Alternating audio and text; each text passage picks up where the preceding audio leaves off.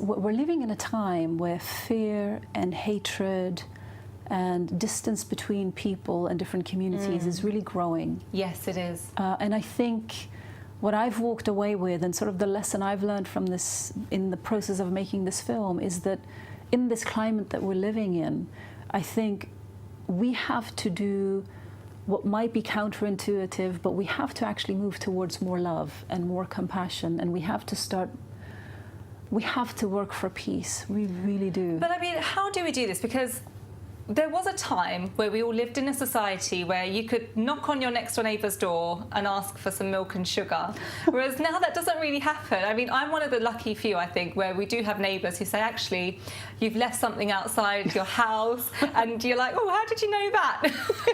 We have those nice neighbours who help us out still, but a lot of people don't have that, and you're right about communities growing apart. Yeah.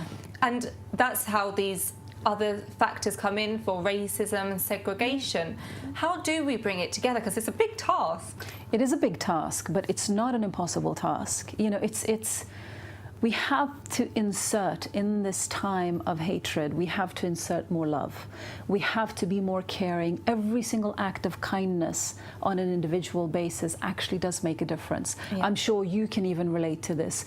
In your everyday life, if someone's kind to you and says something really, really supportive to you, it actually matters. Yes, it does, definitely. And so rather than, and I've said this to a lot of people, actually even in Norway as well, I've said to people, you know, when this young Somali kid or this young Muslim man walks onto the bus, rather than clutching onto your bag, if you look at him and smile and acknowledge the fact that he exists rather than exude contempt, that actually matters. It might not matter today, but it will matter in the long term. The more kindness, the more caring, the more compassion, the more love we can insert into this poisonous mix, I do believe that's the only way to counter this.